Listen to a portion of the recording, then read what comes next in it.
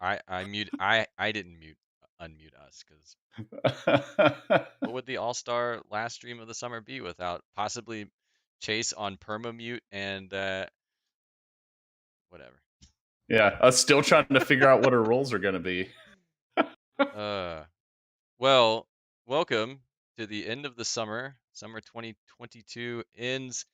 On my left or right, depending on how this thing works, is Nishama and Mather Blaster, two fine gentlemen, casting prowess, here to take us through our All-Star match, Tier 2, Tier 3, and our charity stream. So thank you in advance to anyone who is feeling gifty. Everything goes to Phoenix Gaming. You can pop down to the panels, or you can hit that QR code. We're giving out a bunch of grants tonight, and anything we raise tonight is just going to become more grants. So um, that's my shtick. We'll be giving out grants maybe before this first game, maybe between draft and the game starting. I don't know. But anyway, Nishama, Chase, how's it going? Man, it's going. I guess I'm going to go first. I think Chase is in mannequin mode over there. Man, I've been looking forward to this all day. It's been a while since I've been on the mic, and I'm pumped. I'm ready to see some volunteers too versus some T3 All Stars. It's going to be exciting. Should be a really cool matchup. I'm particularly excited because I've been tracking the stats of all of these players across the entire season. So you can see how well they've been doing and even seeing growth, even some of the untrackable stats that you will see, even from like just watching them in game. And now to see them in this culminating event is going to be really neat just to see these players kind of cross the tier threshold, if you will, and have this fun match. It's going to be awesome. I don't even know who's playing. I'll be honest with you. I didn't know that I'd be able to do this today with all the other things I had going on, but my other stuff ended earlier than I thought. So I was like, absolutely, let me jump in and have some fun. So I'm not really. I know it's tier 2, tier 3, but an all stars, but I don't know who on is going to be on which team and on which side. Or if they're mixed, or are we following all rules, or are we doing black? Like I have no knowledge about I mean, anything it is an about all-star who's match, playing. right? And typically all-star matches are kind of like for fun, right? So, yes, there are volunteer two players, which I think is hilarious. They signed up. They said, "Hey, I'm in. I can play. I'll be in." And then the tier 3 is voted on by tier 3 themselves to say who do we want to represent tier 3 up against the tier 2 volunteers. So that alone is fun. You've got picked by the people, and then you've got the volunteers. So it should be pretty fun. There's a couple little differences with the way we're doing draft, but mostly it's tier 3 can ban whoever the heck they want, and tier 2 has to have an honor system a little bit so they don't ban completely out someone who's still kind of learning a champ, so they've been one tricking, and it would just be crippling. But for the most part, it's just a best of 3 between the best of tier 3, uh, hoping to, I guess, crush the hearts and dreams of some tier 2. Okay, hold on a Yeah, second. Hey, Jeanette, it's best of 3. I thought it was one game. My bad. nice. Okay, so yeah, I'm here. I'm good. Nice. He'll But pay for no, that tomorrow. He brought the jacket. It's I okay may if you have pay to for bow it out. during the stream. I'll be here. So No, we're good. We're good. No, but I like that they voted their own folks in, and I like that that they're going to honor the draft system that they've become accustomed to.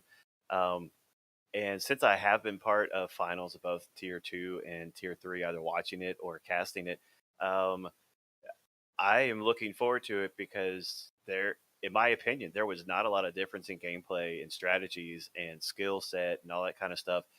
Through it. I mean, granted, they won't be playing with their same team members, but I think that's kind of the fun part of having like kind of that pro am feel where they're going to be pulling in some knowledge that people don't realize they have because they've had a certain play style with the team they've been with all season long, and now they get to pull out. Maybe they have a pocket pick that no one knows about that didn't fit their comp, or they've been practicing on that alt account the last week that and so they're going to pull out a champ that nobody knows that they have, and so I really hope that the true spirit of Coach Rivals shenanigans comes out on this one. I hope for an invade. I want a dancing A double rift. invade like that tier 2. I want Double. to. I took a screenshot of that when both Just teams were go going. going in circles. It looks like one of the practice games we do with our teams where you have one person versus four. They just go on a hunt and you're just jumping all over the place. If it's fun and if it's hysterical, then it's Coach Rivals, and especially even more importantly tonight being a charity stream, being able to raise money and to pass out funds to schools and programs that need it to get them over that little hump, little edge they're trying to do to build their program. Yeah, for sure. And I think you really hit the nail right on the head. Some of the players in our Tier 3 league, because it was blind pick, they played the same champion every single week. Keyworking is playing tonight, and I believe they've only played Vel'Koz the entire season. Yes, absolutely. all through playoffs and into the finals. They were playing Vel'Koz mid, and then Emotional Damage ended up swapping some roles around, and they played Vel'Koz support. So really cool to be able to flex the champion into both positions.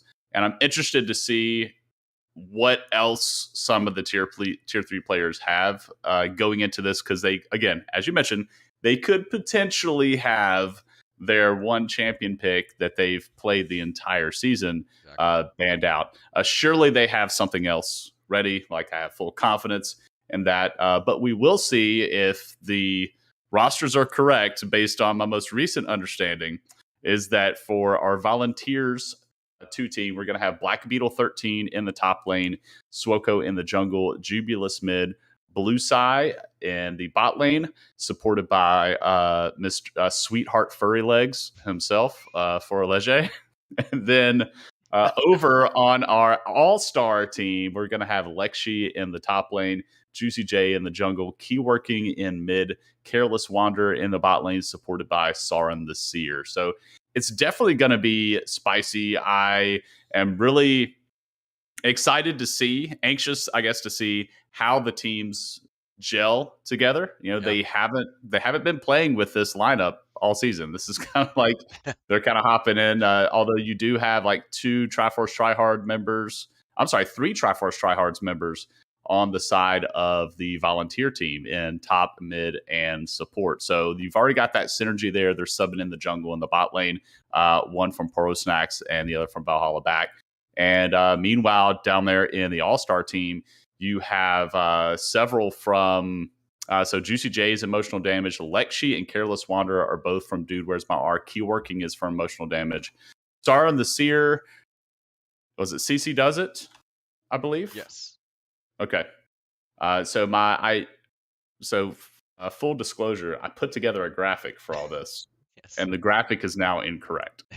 It's a really nice graphic. Do you want me to throw the graphic up? Because it's just so throw it pretty. up. You know what? Yeah, just throw it up. Let me just absolutely. Here, we'll go ahead and swap on over to our post pre-show and I'll get that graphic going for you. But yeah, it's the one thing that is going to be interesting. Like you said, it's been blind pick for tier 3 this whole time, but this is going to be kind of a, hey, someone might be banning out something you like, and that's going to be a different dynamic for tier 3 as well, because they get to ban now. So they haven't been banning all season, but now they get to ban against this tier 2 team, and so that's a different experience for them altogether. So that should be interesting to see how that plays. Yeah, and the struggle for them is that all of these players on the tier 2 side have shown, all of them have shown at least 5 champions throughout the season that they've played in their matches. So they are going to have a lot of decision making, some decisions to make, essentially, especially I think when it goes to jungle and mid, because you have Swoko, who always has Shyvana and Lilia banned against him, as well as like Diana sometimes. But he's on the what's that? Let's keep the streak going. Well, no, because he's on the same team as Jubulus, and anytime people play against Jubulus, they ban Diana and Yasuo. So it's kind of like, look, this may be the game that Swoko actually gets to play the jungler that he wants to play in a match. Yeah, they can't just go. Yeah, or at least get someone. Right. I mean, so they're either gonna throw all their bans at SWO again and then just completely ignore everybody else. You can't do that. You can't do that against this. But whatever. They make their mind. For tier 2, it's gonna be a struggle for them because they're banning against the T3 all stars, but they had the luxury of not having to show more than one champion pick all season. I don't know how much scouting was being done as far as like looking at their op.ggs or whatever match history to see if they've been spamming anything the past 3 days, but it's possible. Maybe we'll see something broken out, or maybe the tier 2, they're gonna bamboozle everybody and give them whatever picks they want, and then just work on the counters and just assume that they only have that one champion prepared. But again, I think that would be the wrong assumption. Surely these players have something else up their sleeves. Yeah, the pick bans could definitely, like you said, go any direction. It could be that they, like you said, they just either ban the champions they've been playing the entire season and make them show their hand for game 2, or let those first one goes, the ones they've been playing all season, and just go for the bans or the counter picks. But ultimately, I really hope that those the players in tonight's match that don't get to bring their favorite champ or their go-to champ to the Rift get to do that tonight, and reiterate why it's being banned all the time, and just let us see it. I know I've seen SWO's Shyvana a couple of times in flex play, and I go ahead and apologize to him for having to carry me. I think I owe him some money for his chiropractic bill. Justin, you can attest to that. But I'm really looking forward to what they do and the fun they have. Are the champs going to spell out a word, in the bans? Are they going to do that across the bottom? Like what are the Easter eggs that Coach Rivals loves to do going to happen? I mean, if it's not a double invade, then I don't know what it is. Yeah, you know what? I still have yet in 3 seasons of Coach Rivals, including season 0, I have yet to see everybody just show up in mid, do a dance party. Like, I was just thinking that exact same thing. Where has that happened? Somebody's going to ruin it. All right. I believe. I think we're just calling him Furry Legs from now on, right? But I'm pretty sure the Furry Legs would be the one that ruined it. He just can't help it. But like the beauty of it is that at the end of this season, I would love to see all these players, regardless of wins tonight and who won and who didn't. But I would love to see all the players, continue to increase their skill and then challenge themselves in the next tier in the following season, and being able to play in a competitive scene with other players, and just the satisfaction of like, hey, I started here and I moved up. I had to get to level 30 before the end of the season, but I can stop buying champs because I have enough blue essence to earn them. Things along that line, and it's going to be pretty exciting seeing Coach Rivals move forward as the next season presents itself. Not now, but next year. Well, they had some personnel changes, so we're gonna get a little bit of a different, that I'll put that graph back up because it's wrong, so we might as well put it up again. So is what I read out earlier, is that wrong now too? Yeah, it's potentially wrong. Oh, come on. Why wouldn't it be? So what kind of operation we run in here? It's an all-star game. That's right. Yep. They found a ringer. Yeah, they're bringing in a tier 1. Subbing in for the tier 3 all stars is Doze Sucks, the brand new name that I saw posted in Discord. Yeah, I don't know. I love Mr. H is saying that all the players should use the Twitch chat for the entire game. It would be hilarious. I think they're ready to get draft going, so we'll see that in just a second. Yeah, let's do it. And then after draft, we will announce our first of several grant awards that are going out. We just added some, by the way, based on some stats that Statman Nishama pulled together, which is exciting. But I think they're about ready to get going. Maybe we'll see who's actually playing. This is exciting. Hey, shout out to Piper Morrow. Yeah. I barely saw it there, but we got a $20 donate from Piper Morrow. And earlier, man, I'm just going to mispronounce names. Larizella, I guess. I don't know. Lyrizel.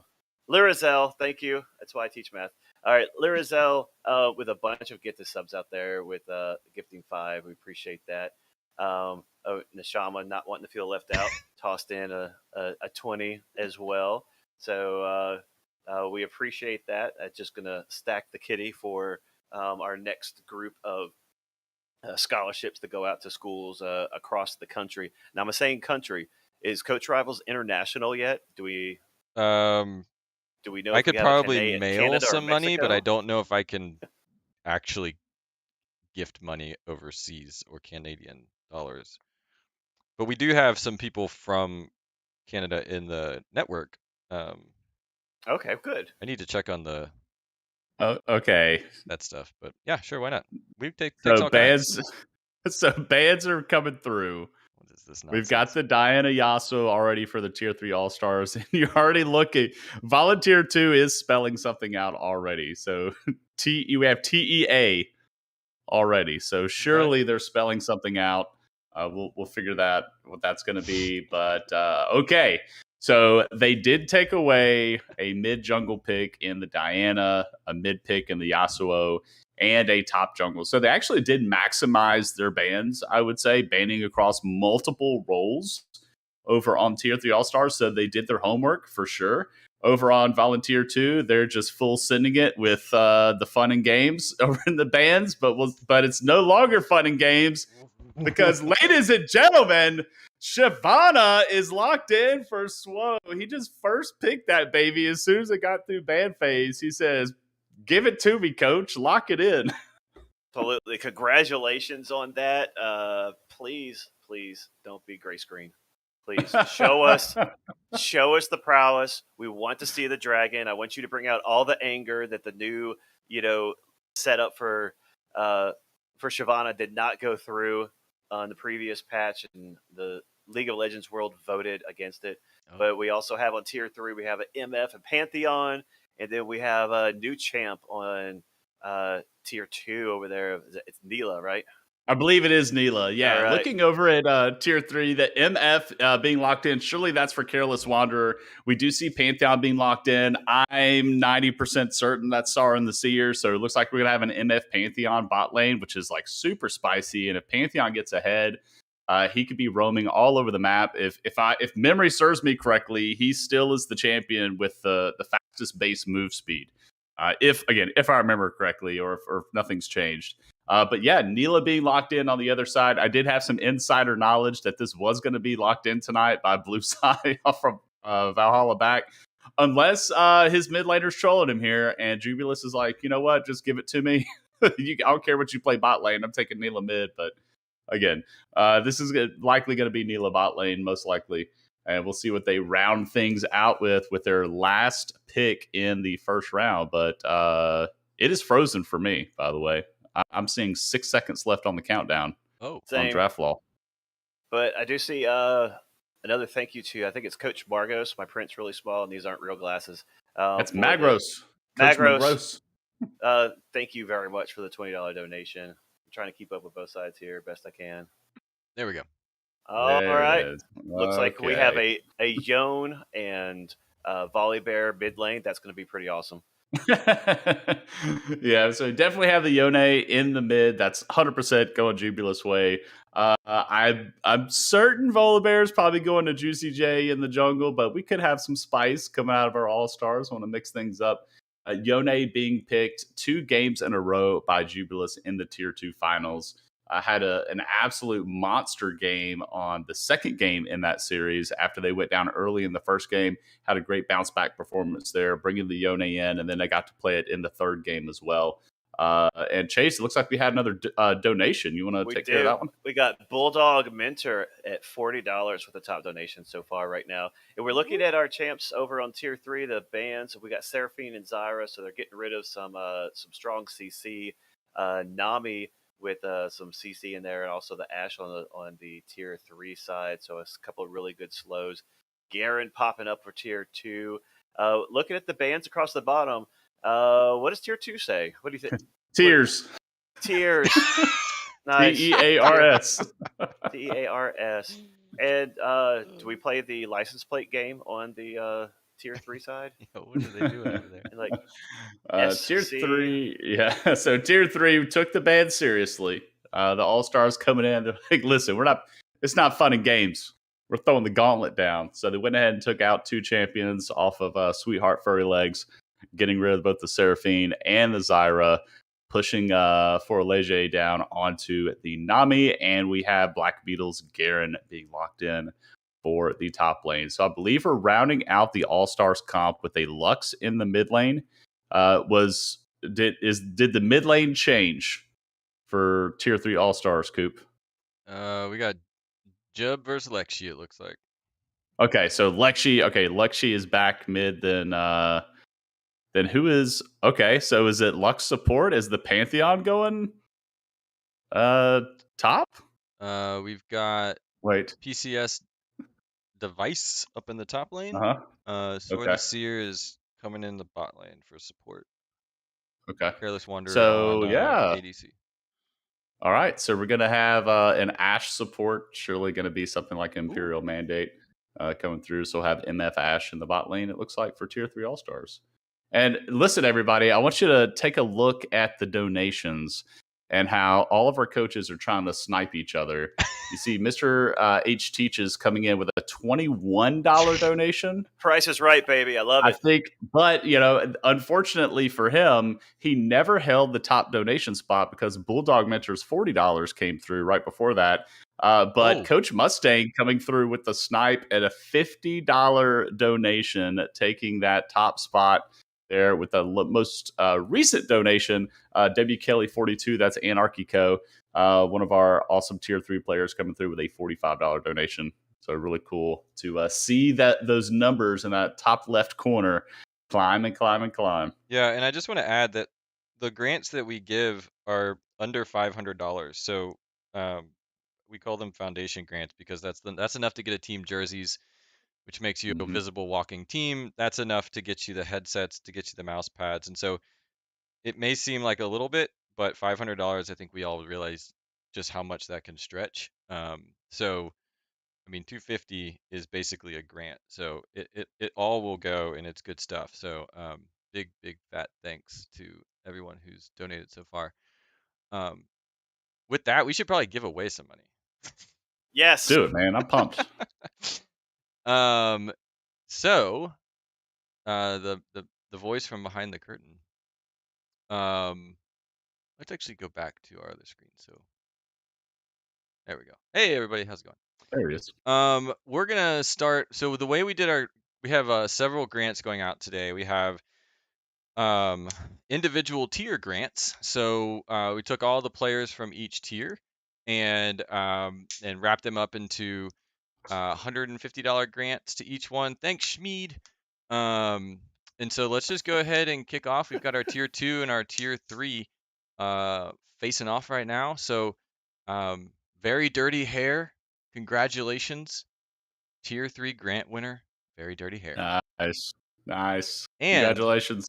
Maybe a little bit of something to help Fancy Furry Legs out there. Tier 2 grant winner for Furry Legs. Sweetheart Furry Legs. Sweetheart Furry Legs and Very Dirty Hair, our first grant award. So it was all random number generated. But yeah, so super excited to get the first ones out the door for the first game of our tier 2, tier 3 all-stars, going out to Very Dirty Hair and Forlege.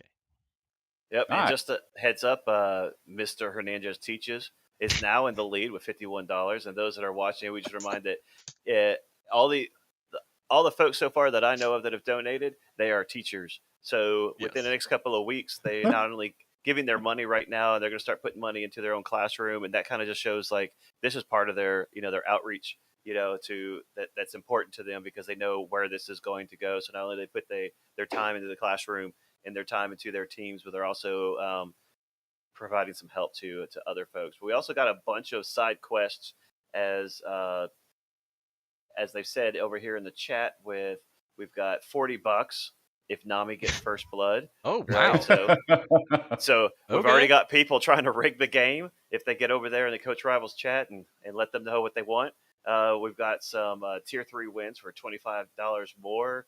$50 if Swell gets 10 kills on Shyvana.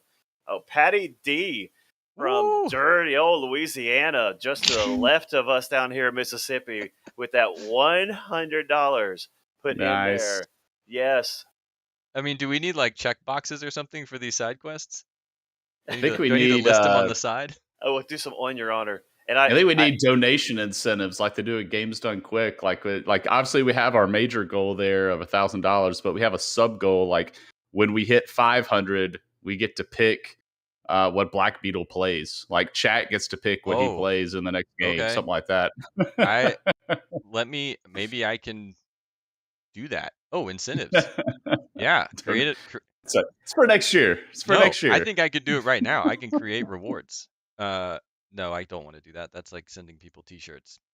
We have great jerseys, by the way. If you buy a jersey, we get a kickback from Esports Gear because they're helping fund Phoenix Gaming and Coach Rivals too. But yeah, I'll see if we can get something up on the sidebar. I think picking Black Beetle's next champ is a great incentive.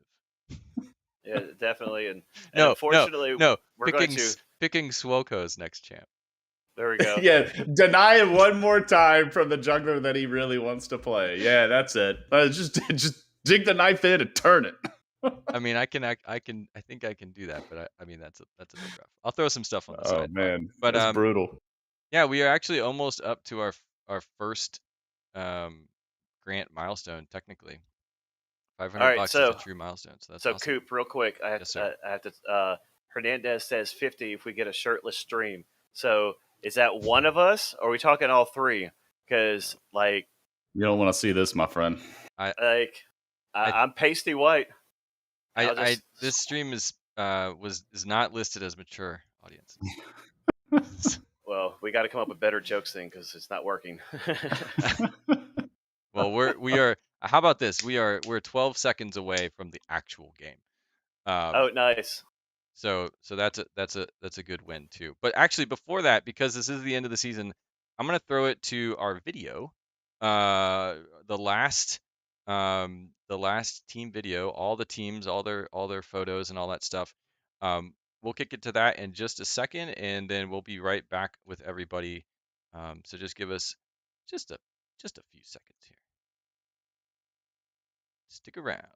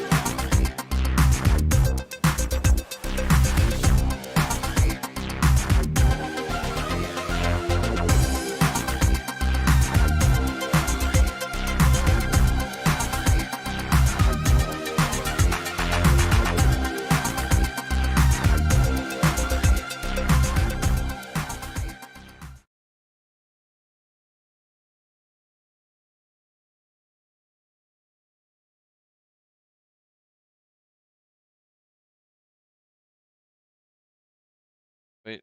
Get me up. Okay. Takes a lot of. Game is live. We're live. Hey everybody.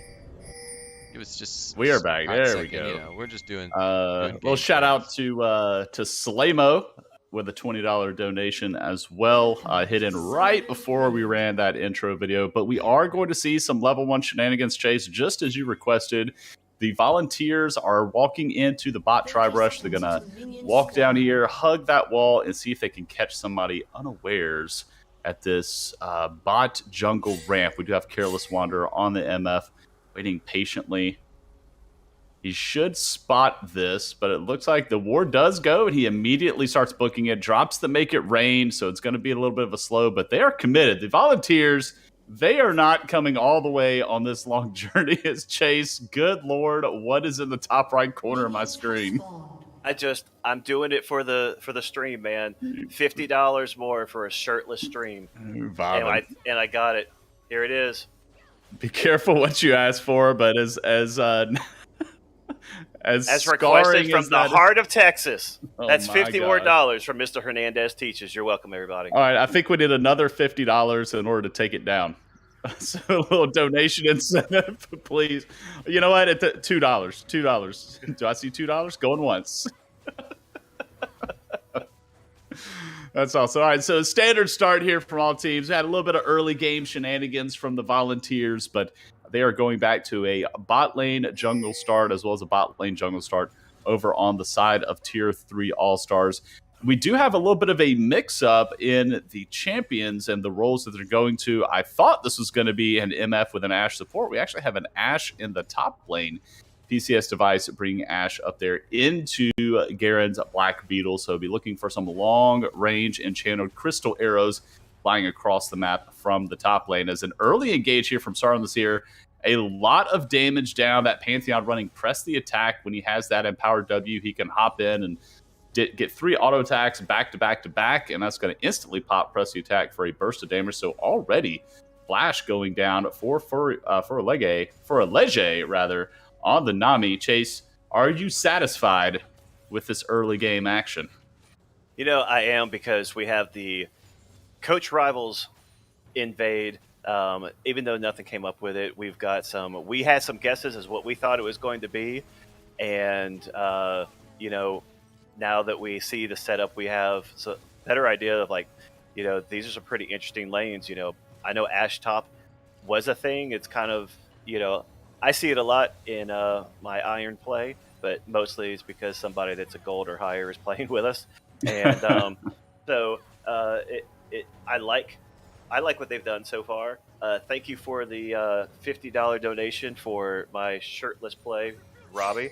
We are currently almost halfway to our goal for today, and we are only 3 minutes and 27 seconds into this match of best of 3. Yeah, absolutely. So yeah, a fantastic start. Be sure to share it with your friends and family. Let them know this is all going to a good cause.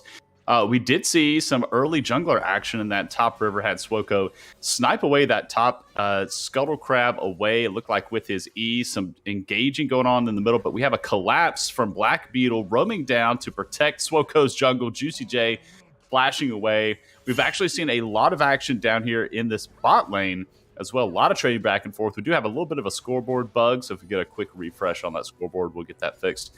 But Neela down here in the bot lane, for anybody unaware, maybe not see her, as she does get engaged on blue side, should be safe to be able to walk this out. But Neela is a melee champion, so is a melee bot laner, and to help compensate for that, she has been given a healthy kit with a lot of passive healing, additional healing and shielding from teammates that are near her, and which is a mechanic that they took away from bot lane Mordekaiser. She gets additional XP in the bot lane when she's down there, or in any lane really, with a duo partner, and she shares some of that as Jubilus does go in early, drops the Ignite, but first blood is actually going to go to Lexi. So Lexi actually coming out on top on that trade, getting the higher share of gold because it comes from first blood. So everybody double check your bingo cards. First blood has gone through over to red side to the tier 3 All-Stars, but it was traded immediately back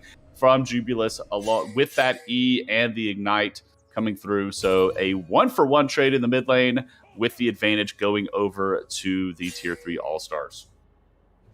It's unfortunate we didn't get that $40 bonus for Nami. Chat was calling for it, but our players are doing their thing, and you know, I don't blame Yone for going after Lux. He is pretty strong early, and as a mage, she's pretty squishy, and so that seems like a pretty easy kill. But just getting in too close for that aggro from the tower.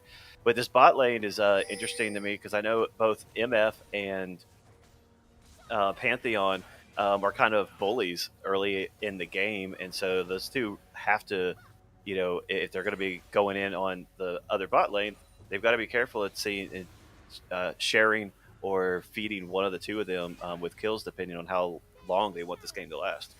Absolutely. As we already see the first dragon of the game being started by tier 2, that is going to be taken, and Juicy J did show up just in time to see it drop, and he does get dropped by 3 members, but the trade right back onto Nilah from Sion the Seer. There's the Enchanted Crystal Arrow flying from the top lane. PCS Device is paying attention to the map, making sure he's able to support his team as best he can from that top lane. Ashe, a 1-for-1 trade, and the dragon going over to the side of the Volunteers. So a great first dragon take. And for anybody that may not be aware about the most recent patch that we're on, the dragon buffs are much stronger now. As another engage happens in the mid lane, Julius is going to keep doing this over and over and over every time he has that E available. But dragon buffs are much stronger. The buffs that are applying to the teams are, they increased all of those. They also lowered the health of the Drakes and a lot of the damage that the Drakes do. So not only Drakes are easier to take, they're more rewarding when they take. So I expect to see these teams contesting pretty much every Drake that comes up. Unfortunately for Juicy J, he came by just as they were finishing it up, and the squad hopped on him there. Unfortunately, but all things considered, look at everything. We pretty much have parity in this game, Chase. It's a 10.7k gold for both teams right now.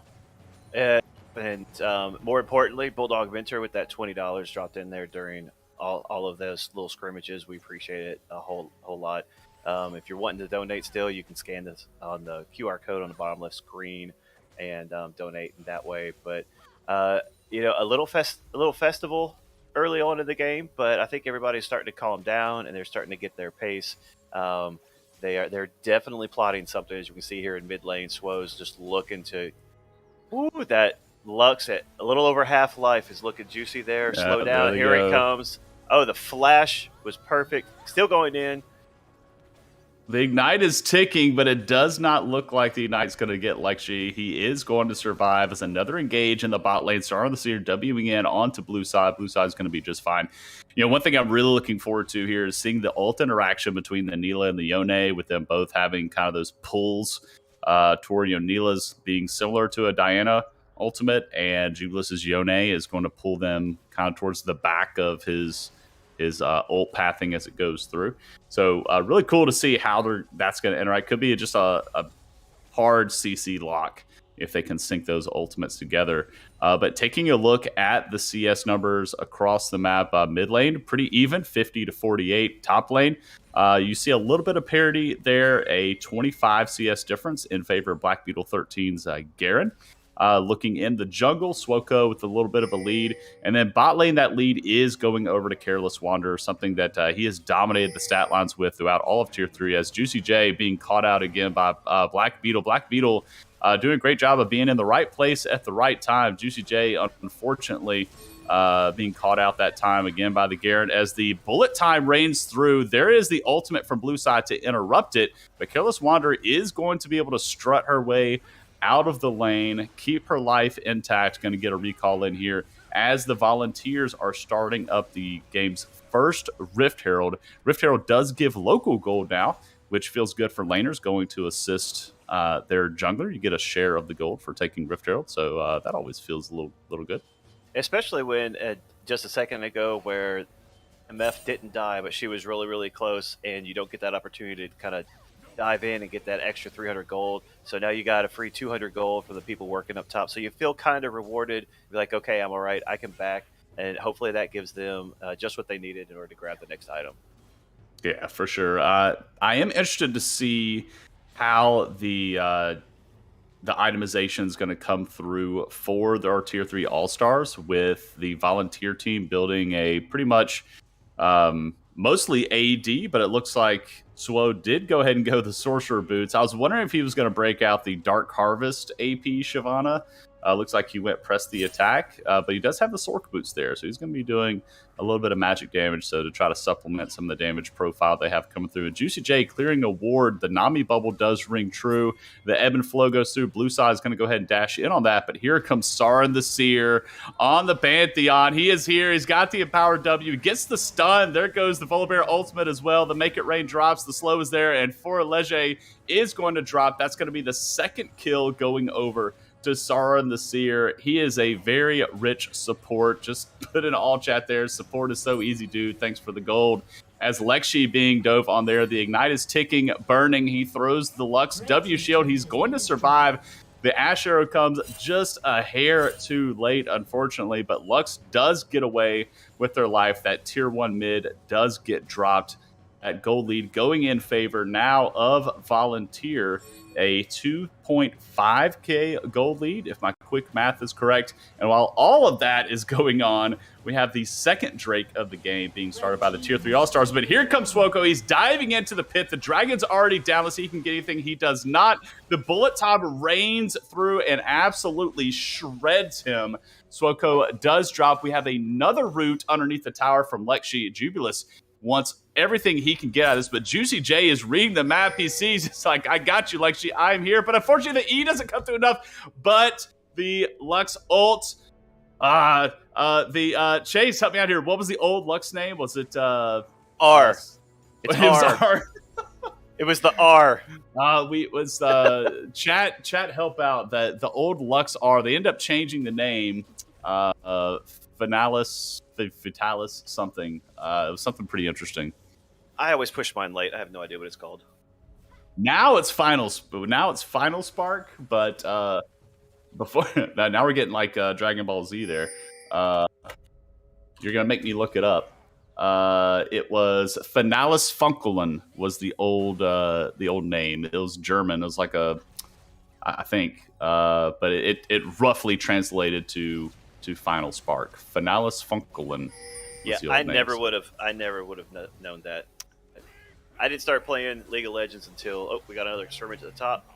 Another fight PCS device limping away from that, but has enough to be able to fire the Enchantment Crystal Arrow, predicting the movement from Black Beetle, but he did pause a little bit. This brawl going back and forth. Lexi joining from about mid-river, throws the ult up. There is going to be a trade onto taking out Black Beetle, but PCS device drops as well. Swoko now in the action, throws the E down. The explosion is enough to take out Juicy J for his 4th death of the game, and Lexi lipping away. But great action here already, 13 minutes in, and cool to see all of these teams, even though they've never played together, already rotating over to help each other out. So that's always a cool sign.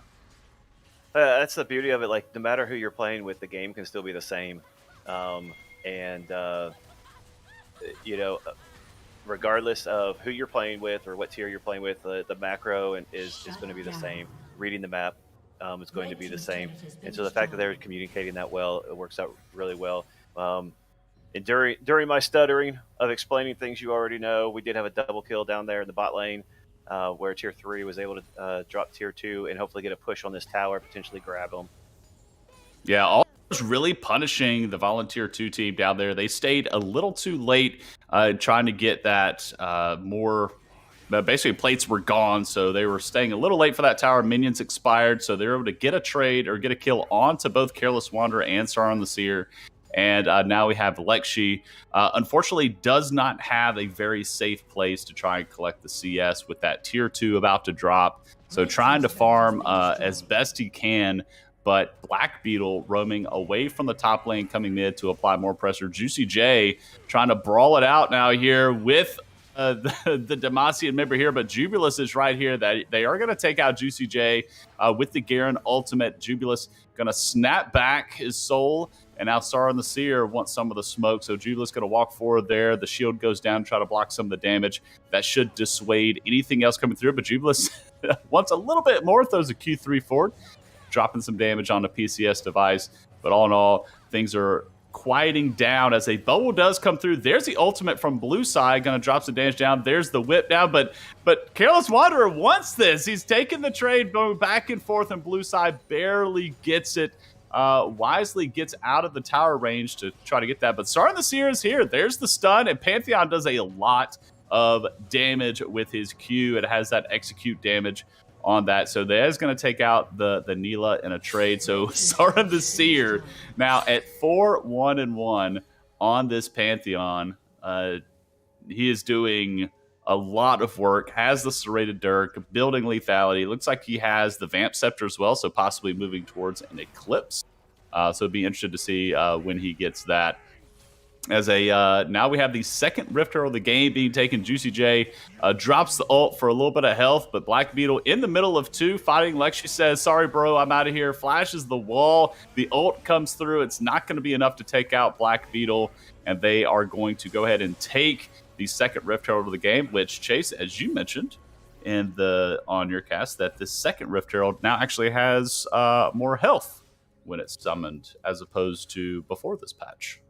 It did. I don't have the numbers in front of me, but it's just enough that when you feel like you want to get that extra charge, and the tower tends to hit it and kills it right as it's charging up, you have a better chance of that second charge hitting on that tower, potentially dropping it down.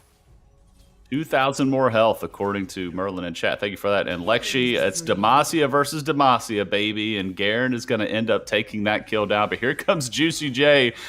Wee woo, all the way into the jungle there. He's got the sirens going. The damage coming through. Black Beetle's going to pick up a second kill there. It's an all-out brawl here in the bot red side jungle. Black Beetle's just spinning his way through all these jungle paths. The red buff goes down. The dragon does go down in favor of Volunteer 2. Jubilus in the mid lane at the tier 3, wondering where the rest of his team is. He's like, hey guys, I'm here trying to end the game, and there's an absolute fiesta in that bot jungle. All these teams, the members are facing off against each other, trying to trade damage. What a blast this game is already. We're at 13-9. We have more than one kill a minute. I love it. Yeah, and speaking of blast, one thing in that jungle fiesta, we had Careless Wonder using the blast cone to protect MF from the Garen charge and knocking Garen back and over the wall, allowing MF to escape into the bot lane in safety.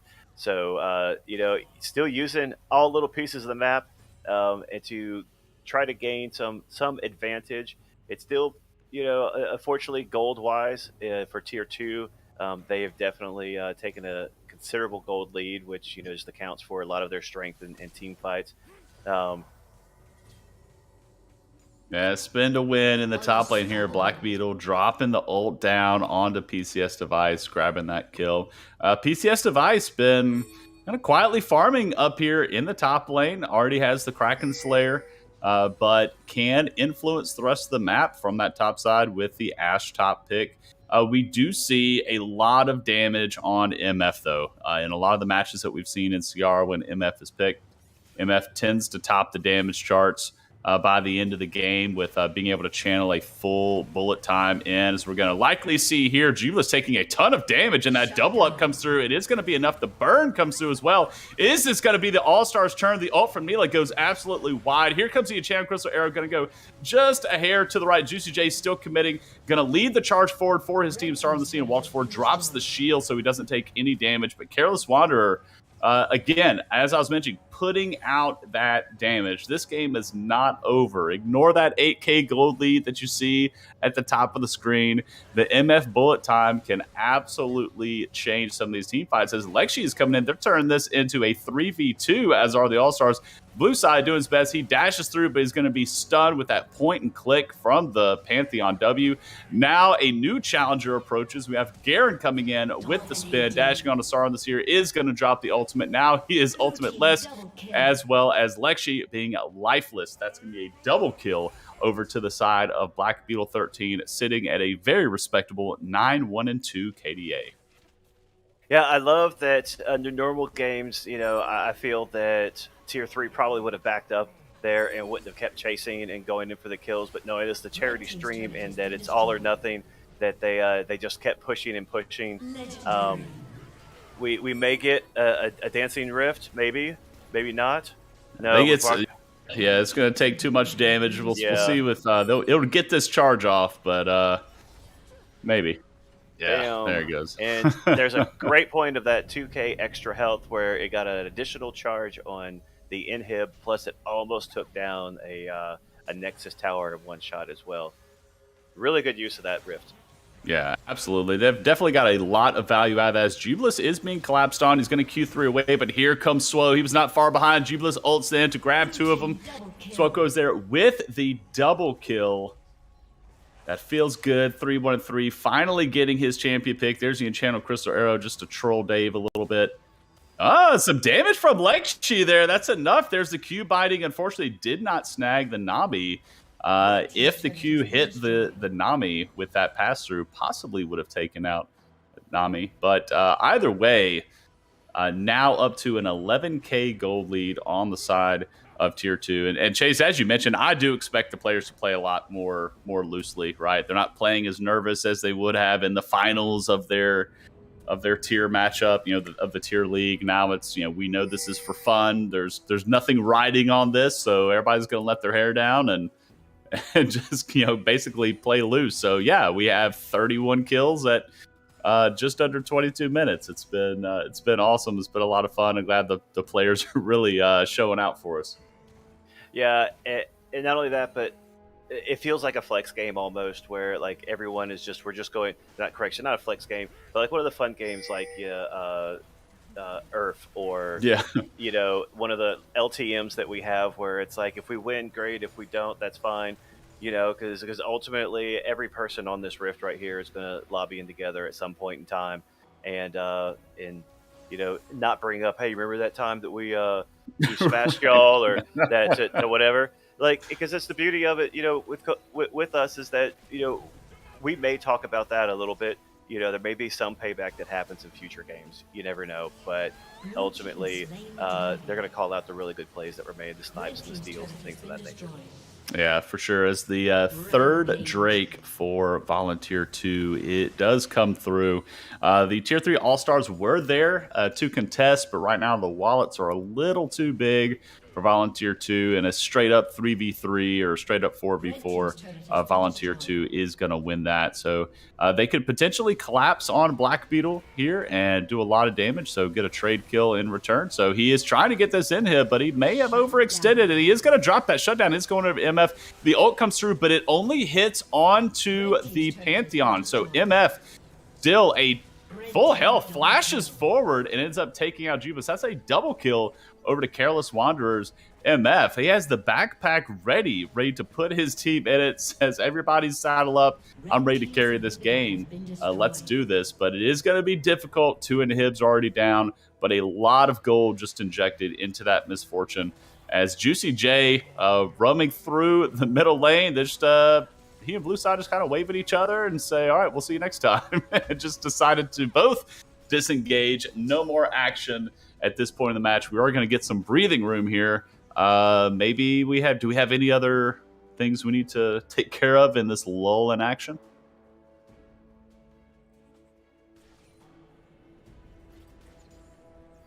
You don't have to mess up the stream. That's my job.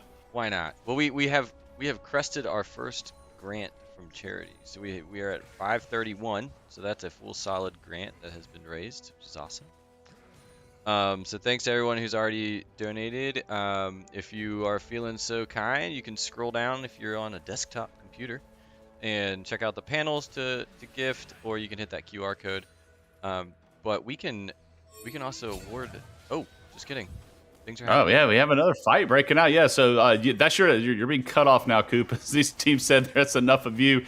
They're collapsing. There is the ultimate, both from the Volibear and the Star on the Seers jumping in with the Pantheon W. Black Beetle going to pick up one of those kills. The E forward from Jubilis, a little too aggressive, is going to end up dropping there. Careless Wander pick up another kill. Still alive, still standing behind his other team members. Lux isn't much of a front line, but they're using her as best as they can with this MF saying, hey, just attack her. Don't mind me. I'm just writing down damage. MF doing as much as she can to trade some damage back. But while all that was going on, Swo and Blue Side were there two-manning the Baron. Black Beetle comes in just to see it fall and say hashtag I helped as the Baron drops in favor of Volunteer 2 at 25 minutes into the game. Yeah, tier 3 is just healing up right now, getting full health, waiting for the minion waves to go out there. They're kind of in a turtle mode right now. Garen at 12, 2, and 4 is really, really strong right now, but he's not undefeatable. Just a lot of resources have to get pushed toward them. So tier 3 is just having to turtle and kind of wait out that Baron a little bit, clearing some waves, and hope for another well-positioned full ult fight. Just like here, they 4-stack on top of Garen, taking him down. They're going to swing over to mid lane, and now that they're down, Garen's powerhouse have a 5v4. Absolutely, and they used it right. The collapse with the Pantheon W, layered the CC down, but now here's the Wombo combo from Blueseye and Jubilus jumping in, following up on Swoko's engage. A ton of damage. That is going to be MF dropping. That is the major damage dealer for All-Stars being dropped. And now this could be the final march to end the game from Volunteers. They are taking out both Nexus turrets. That's going to be a dash over onto PCS device. Going to drop, and that is going to be the first Nexus of the night being dropped in game 1 in favor of the Volunteers. 29-15 kill score, about a 16k goal lead when it was all said and done. So Volunteers doing a great job of pressuring their lead, and we had some really good plays as well from the All-Stars, recognizing Garen's overextension and collapsing with the CC in the top lane.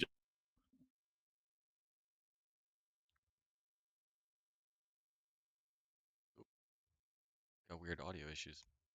Hope y'all can hear. This is mid lane were there, so they were not able to pull out the team fight after that. So taking out the Garen was massive. A good layering of the CC, recognizing they could catch out that team member, but the team fight just wasn't in their favor there in the mid lane. Chase or Cooper, are you not joining us?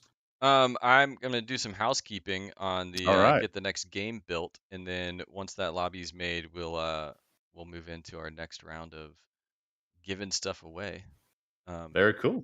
Yeah, I'll be back in just a second. So I will say this: we didn't get to talk about it during that last game, but out of all those champions, who would have won the Dance Fest had they gone mid lane and just done that for me? Man, I don't even think I know what some of the dances of some of the champions look like. Let's see, who did we have in there? Ash sticks her bow out, I think, and dances with her bow.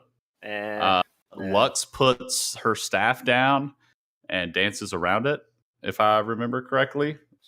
Chat's gonna flame me for this because some of this is probably totally wrong. But Volibear has a fun little jig that he does, and Garen has the awkward wallflower where he gets invited to the dances, but he always gets left behind, and he just kind of puts his hands out and kind of this robot looking thing. Wait, is Garen's? Is this Garen's? Yes, it's lack of mobility. That's what the dance move is called. I actually kind of like that one. That one actually gets my vote. I think it would have been between Garen and Volibear. I would have liked to have seen that and whatnot. But Furry Legs, thank you for that $25. As mentioned before the end of the last match, we are over halfway. Full scholarship already, or full grant already funded at $556 and 20 cents. At 20 cents tossed in there by a fun donation by, I think it was Schmitty. That Schmitty, help me, just stop me, please. The mighty Schmitty. The mighty Schmitty with his $4.20 earlier in there that kind of slipped through that we didn't announce, but we did anyways.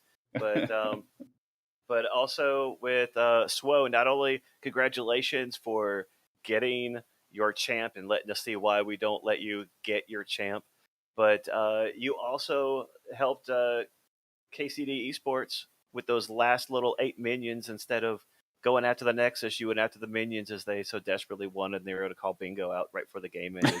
So good job at helping everybody out from the start of the game to even when the game was almost over. That's pretty amazing, the community that we have here at Coach Rivals. Yeah, so it was definitely a fun game. As we mentioned, we saw the players definitely playing loose. They were just letting it all hang out there. Fights all over the map. It was just it was a real banger for sure. You definitely don't need to watch the 5th game of LCS today. You should just watch this.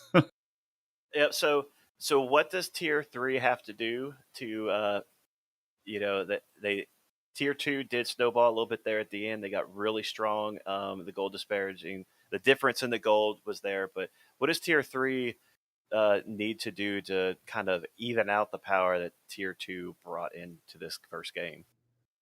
I think they had some really strong. They had a really strong bot lane for sure. They had a lot of gold on the MF and the Pantheon. I think that's where a majority of their strength was.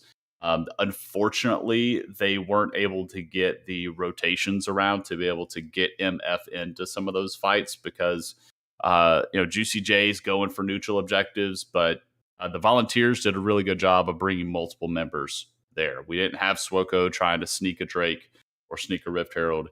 He was always trying to take those objectives with multiple members around him. And Juicy J wisely is saying, okay, hey, this neutral objective is up. Let's go check the neutral objective. Unfortunately, there are 3 Volunteers there waiting to collapse on him. So for tier 3, moving for the All-Stars rather coming into game 2, I think, kind of moving together as a unit and collapsing on those neutral objectives, getting Prio together as a team, saying like, all right, I'm going to shove out bot lane and let's get Careless Wanderer there. Let's get our AD carry who has shown that he can output the damage. Lexi did a great job in the mid lane as well on Lux, being able to rotate up to some of the fights, but it was those neutral objectives I feel like that really blew the game open for tier 2. PCS Device clearly watching the map and saw when fights were breaking out and was firing the Ashe ult down. So they're seeing the fights and they recognize that we need to support in the fights, but it's the neutral objectives that's kind of lulling them into these outnumbered fights, right? And so maybe for the second game, they cleaned some of that up a little bit. Again, this is the first time that all these players have played together. So, they could all be on teams there where none of them are the shot caller and none of them really reaches out or speaks up to say, hey, everybody, drop what you're doing, come to Dragon.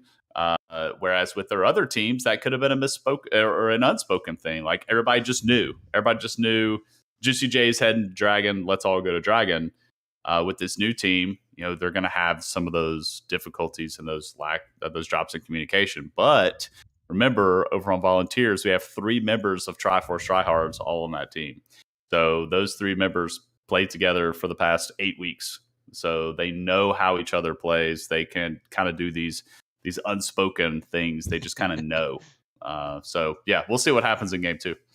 All right, Coop, hit What's us up? with those winners and hit us with those numbers. All right, What you so I think we're gonna have some roster changes in the next game. By the way, BTB. Oh, okay. Spicy. So each tier had a pack of alternates, so they could flex around and party. That being said, they're doing some strategizing and figuring things out. So while they're doing that, we're gonna give away some more money. Nice. So we've got a few more grants to give away. Like last time, Furry Legs and Very Dirty Hair, your grant, your tier 2 and tier 3 grant awards.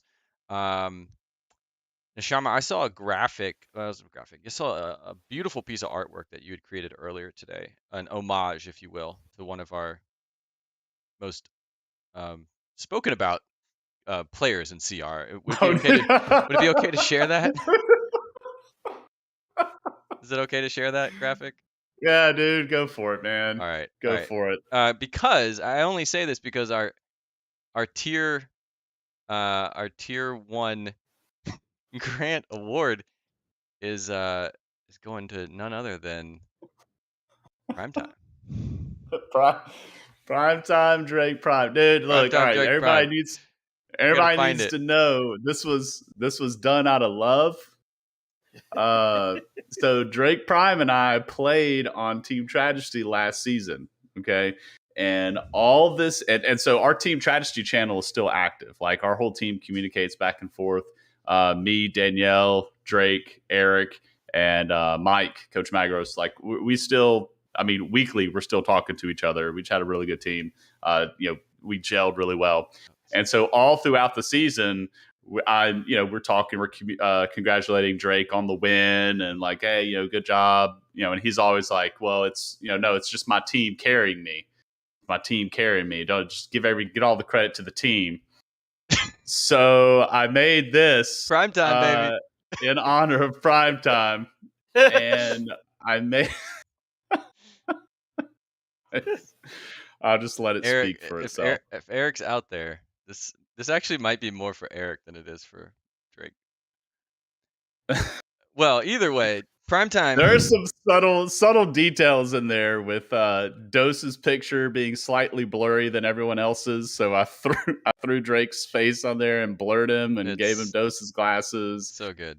That Decker guy's orange tint on his picture with the sunglasses.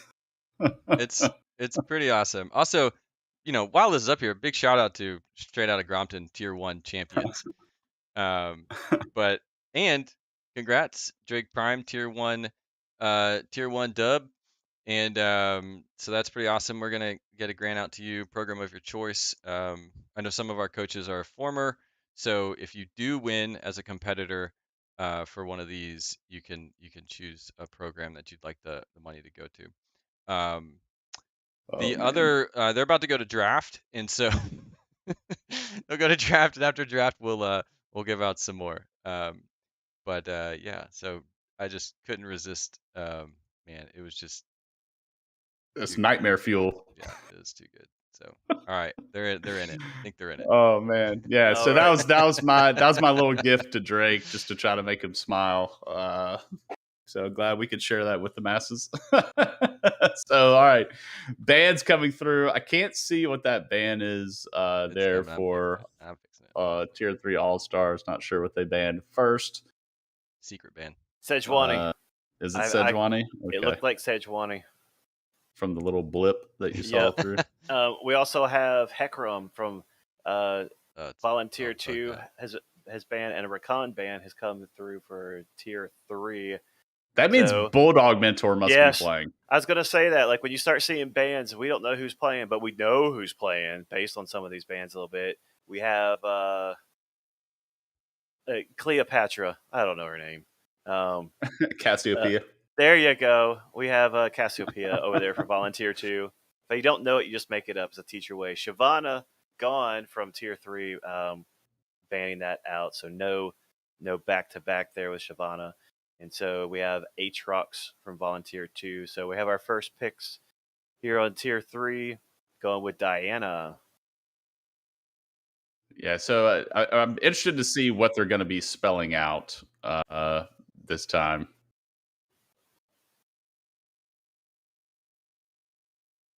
Okay, I am. All right. All right, sorry, I am back. I got a little distracted. So we got a Vex over there on the Volunteer 2 side. Yeah, that 100% is Bulldog Mentors playing mid instead of support. So she bamboozled him. She's not even playing support. She's playing mid. Breaking out the Vex. Lilia coming through for Swoko as we see the MF being locked in again for All-Stars. Surely that's going to Careless Wanderer. I'm assuming the Tier 3 All-Stars team is the same. I'm checking their voice chat. Yes. So our Tier 3 All-Stars has the same team. A Mordekaiser coming in. Lexi did show some Mordekaiser in some of the Tier 3 League matches. So interested to see how he does with that in the mid lane. But a Diana coming through for Juicy J. I believe he did play Diana a little bit in the regular season. And taking a look at the bands, Chase, what's we got Teach? Xerath. Yeah, we got Xerath, Tom Kinch, and I believe it's Elise. Is that Elise? Yeah, so Teach. Okay. They spelled out Teach this time. Yes. So, but in true teacher fashion, we're not going to learn at all. It's just going to be what it is. But they got rid of the Garen, so they definitely didn't want to see the Garen from the last game. So that's that was a expected ban. We got the terrible Teemo. I don't know much about Teemo other than either you hate him or you really hate him. That's really the only two choices from what I know. I know there's some Teemo lovers out there. I know I'm excited to see this game. But Teemo's... We all have our vices. Yeah. He just got T- a buff, right? I was going to say Timo got some crazy buff that really helps him out. I unfortunately can't tell you what it is, but if you look it up, I'm sure it'll be very informative. Looks like we do have some Ash and a Mumu with some great slows and lockdowns over on that side. A lot of lockdowns and pulls from tier 3 this go around. Hopefully setting up that MF by getting everybody close together and keeping them from spreading themselves out. Yeah, so there's an old school wombo combo with Amumu and Misfortune and the Curse of the Sad Bullet Time. So you Amumu ult Curse of the Sad Mummy, and then you layer the bullet time over it. So Curse of the Sad Bullet Time. They've got that coming through in the bot lane. That surely that's an Amumu support with the Diana going jungle. So the Wabo combo is much stronger this time. So Sauron the Seer puts the Pantheon away and says, "All right, single target CC is not enough for me. I'm bringing out the full team. We're going to CC all 5 members of Volunteer 2. Meanwhile, I'm who is playing? Is Blake playing top? Is Black Beetle playing top again? Yep. All right, so we've so the Timo coming through the Olaf. Okay, so is it Timo's support? Is this Coach Mustang played Timo's support and then Blake is on Olaf? Yeah, Mustangs in support. Yep. Okay, that's all right. So Blake is on the Olaf, and then Coach Mustang bringing in the Timo support. Should be very, very interesting to see how this plays out. Anybody that has heard me talk about Blue Size Tristana knows that the running story throughout the season was that he showed no restraint on it, but this is not him. From what I can see, this is a big bad hand coming through on the Tristana, correct? Big Bad Hand is in the ADC role. Yep. All right. Okay. So this was something that was banned against Adam through a majority of the season. Tristana was constantly banned against him. So it's really cool that he's going to be able to bust that out this game and play that. And with the changes coming through from Tier 3 All-Stars as well, Diana in the jungle. So this is a huge wombo combo with the Diana, MF, and a Mumu, and then you have the additional slows and lockdown from the Ashe. Going to be very, very interesting if Tier 3 can just kind of play safe, wait until they group for team fights, and then just absolutely demolish Tier 2 with the wombo combo. I'm looking forward to it. Yeah, and I love that the tier 2 has a lot of speed on their side, with Lilia running around and Olaf, and just their escapability. Where tier 3 has a lot of, like you said, they can pull in Mordekaiser's E and Diana's ult, and being able to lock folks down and slow them with Ashe and Amumu. I really like how the two teams have done their picks in this draft, and how they both have their strengths and weaknesses, but they also kind of counter what the other team is wanting to do. So I really like this draft. I hope this game is a lot closer than the last one, and we just get to see some absolutely replay clip worthy team fights. More importantly, I can't wait to see Mordekaiser take somebody out of the team fight and it turn into a 4v4, and then we don't get to see Mordekaiser fight all that often during this season, so being able to see him in an all-star match is pretty cool.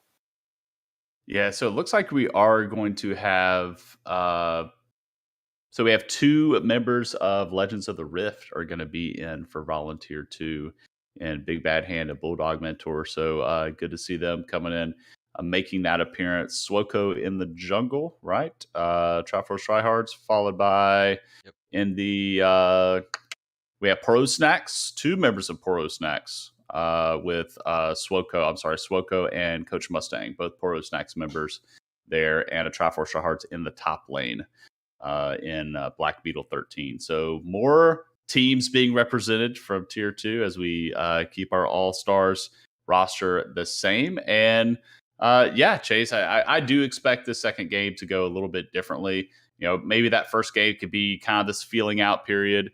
They get an idea of how the Volunteers are going to approach the game, how bloodthirsty they're going to be.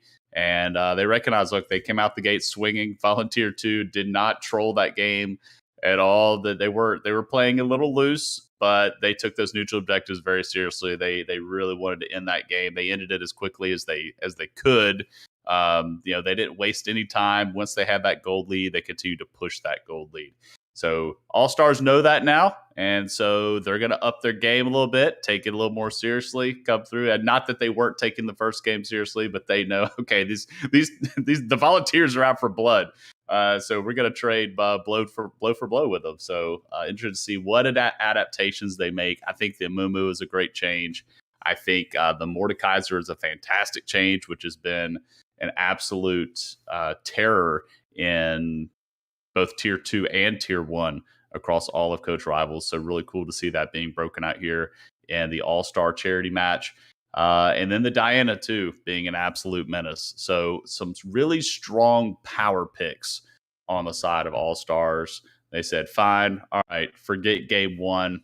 We're taking game 2. We're going to throw the whole kitchen sink at you. I like it. I am definitely feeling a game 3. Even before this game has started, before anything hops out, I really think this game is going to go back and forth. Like you said, the All-Stars, as somebody that is a Tier 3 player, a lot of times my micro and my mini games during the match is like, let me get my CS. I don't die as often. I play safe.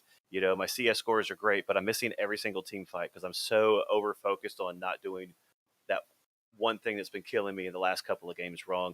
And so being able to jump right back into the game against the same, many of the same skill level players, I think they're going to be able to make that adjustment because they're going to be a lot of, hey, remember last game, we got to do this. Hey, can we get here a little bit quicker? And they get to use that the reflection they got from the first game instantly in this game, which is going to definitely make it a lot closer. Cliche, I think it's all going to come down to the last team fight. But I really think it is. I don't feel based on the players that we've talked about and my experience playing with them that this is going to be a steamroll. I think it's going to go back and forth. We're going to see some great contesting here. There's probably going to be a lot of Teemo cursing and upsetness, 100%. But I do love the picks by Volunteer 2. I love, to me, that team comp is very content oriented. The 10:30 p.m. drop on YouTube that the streamer that you follow, he got his friends together. Like, to me, that it really feels like that's like kind of that type of comp. And I think because of that, Tier 3 kind of got themselves an advantage with some of the connections that those champs have and the synergy that they have with their different abilities. Yeah, there's going to be a lot with Volunteer 2. You've got the dive buddies and Tristana and Vex. Vex can hit with the ultimate, and then R2 into the fight. Tristana can jump in, then start getting the resets and continue to jump. And then Olaf just immunes the CC, just runs past all of them. Obviously, Lilia's got a lot of movement speed. And while all that's going on, Teemo's going to be Teemo. Teemo, no real mobility there. We really need a donation incentive that every time somebody donates $20, the little Teemo champion model just explodes and Coach Mustang goes to gray screen. I think that would be a great donation incentive if we could pull that off. We get some engineers on that. I think that'd be great. But on the side of the All-Stars, they do really have an easy team comp to execute. Volunteer 2 is a little more difficult to execute. Tier 3 All-Stars, this is a really easy team comp to execute. You wait till all of your ults are available, and you just throw them all in, and you're good to go. And then you come out of the team fight a victor. So, yep. And so here we go. Yeah. We've got the All-Stars versus the Tier 2 Ankle Biters composition. All the Yordles, they're going to come in here. It looks like they're all just going to rush down mid and go towards the bushes. Maybe we have a sneaky invade where they're gonna. Oh, I like it. I really do.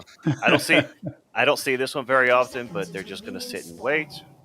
Spicy. And it doesn't look like, based on the map, that the All Stars are going to take that. They're sticking with a good old fashioned 5. 5 stacks. So the benefit of that is that they one player does not have vision on tier 2 for the next like minute and a half, minute 45 seconds. And what I'm hoping from the Amumu is that the Amumu hopefully gets their vision item as quickly as possible, and the sooner they start getting some sweepers, the sooner emo is less effective out there, and vision control is really going to help them in that bot lane.